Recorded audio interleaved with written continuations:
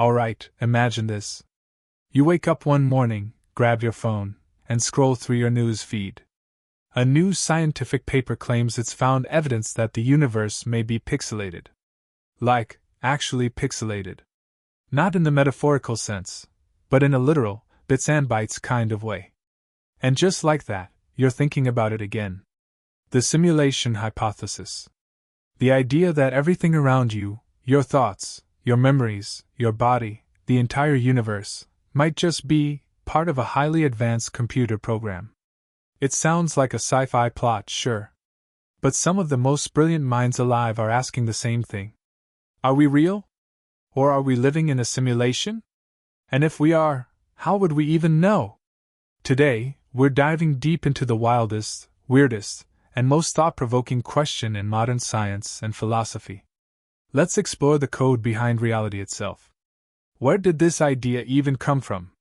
Let's start at the beginning, or at least the beginning of this idea. The notion that reality might not be what it seems goes all the way back to ancient philosophy. Plato's allegory of the cave described prisoners chained in a cave, mistaking shadows on the wall for the real world. It was one of the first recorded suggestions that our perceptions might be deceiving us. But the modern simulation hypothesis got serious traction in 2003, when philosopher Nick Bostrom published a now-famous paper titled, "Are You Living in a Computer Simulation?" His argument was simple and terrifying. If any civilization becomes advanced enough to run hyperrealistic simulations of conscious beings, they probably will. And if they do, they'll likely run millions of these simulations. So statistically, the odds that we are the one base reality are pretty slim. In other words, we're probably one of the simulations. And that's when people really started to pay attention. Clues in the code? Are there glitches in the matrix? So, is there any actual evidence that we're in a simulation? Well, maybe. Some scientists and thinkers have pointed to strange features of the universe that seem eerily similar to what you'd expect in a computer program. For example, the universe has a maximum speed limit, the speed of light. Just like a computer program would need to impose limits to keep things from breaking. Quantum particles behave unpredictably until we observe them. It's as if the simulation only renders certain details when we look at them, to save processing power. The universe appears to be made of discrete bits of information, pixels of space, particles of matter, chunks of time. Not continuous, but digital. And physicist James Gates found strange mathematical codes embedded in the equations that describe string theory, specifically, error-correcting codes, like the ones used in modern computer software. His quote? "We find computer code in the equations we use to describe the cosmos. Not just any code, error-correcting code. It's not proof. But it's weird. Really weird." Simulation theory in pop culture. Of course, the simulation hypothesis has exploded in pop culture. From The Matrix to Inception to Black Mirror, we're obsessed with the idea that our world isn't what it seems. In The Matrix, humans live in a simulated reality created by machines. In Inception, people dive into layers of dreams within dreams. And in Westworld, AI beings become aware of the artificial world around them. Why do we love this idea so much? Maybe because it challenges the one thing we take for granted, our reality. And maybe, just maybe, we're fascinated because it feels familiar. Elon Musk, Neil deGrasse Tyson, and others weigh in. This theory isn't just for philosophers and filmmakers. Some of the most influential thinkers and scientists today have shared their thoughts. Elon Musk famously said, "There's a 1,000,000,000 to 1 chance we're in base reality." His reasoning? The rapid pace of technological advancement. If video games can now simulate entire cities and NPCs with complex AI, imagine what we could do in 1,000 years. Eventually, our descendants might run simulations of their ancestors, aka us. Neil deGrasse Tyson said he puts the odds at 50-50.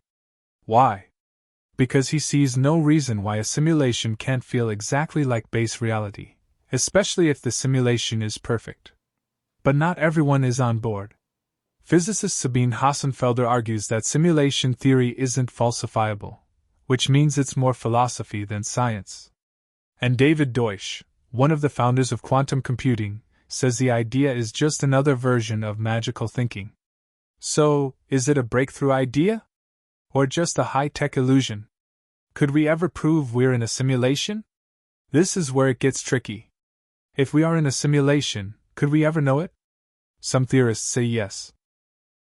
There might be signatures in the cosmic background radiation, evidence of computational boundaries. Others say we should look for pixelation in space-time. If space is not infinitely divisible, it could mean we're running on a kind of grid, like a 3D video game. And some propose we might detect processing limits, like latency or glitches, especially during cosmic scale events. But so far, no definitive proof. Just a lot of very compelling weirdness. And of course, there's the problem of the simulation controlling the evidence itself. If it's advanced enough to simulate your brain, it can easily simulate the science that convinces you you're not in a simulation. Which means, we might never know. But what if it is true? Let's say, just for fun, that it's all true. That you're in a hyper-advanced simulation run by a post-human civilization. So, what now? Some people find that idea comforting. If we're in a simulation, maybe death isn't the end. Maybe this world is just one level of a much bigger game. Others find it terrifying. If everything is simulated, do we have free will? Are we being watched? Controlled? But here's a twist. Even if we are in a simulation, your feelings are real. Your joys, your pain, your memories. They're as real to you as they'd be in any base universe. So maybe, in the end, reality is just whatever we experience. Simulated or not. Final thoughts. So, is our world a simulation? Right now, we don't know. Maybe one day we'll find a glitch, or a boundary, or a message from the programmers. Or maybe we'll live our whole lives inside the simulation, blissfully unaware, just like the characters in a dream. But here's the wildest part of all.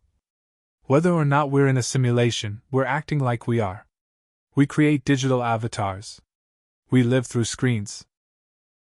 We simulate relationships, economies, even entire lives online. The line between simulation and reality is already blurring. So maybe the simulation hypothesis isn't just about computers or aliens or philosophy. Maybe it's about us, and how we define what's real. If this question made you question everything, don't forget to like, subscribe, and share it with the deepest thinker in your circle. And here's a comment prompt for you. If we are living in a simulation, what would you want to say to the programmer? Until next time, keep questioning reality. Because sometimes, the most unbelievable ideas are the ones that get us closest to the truth.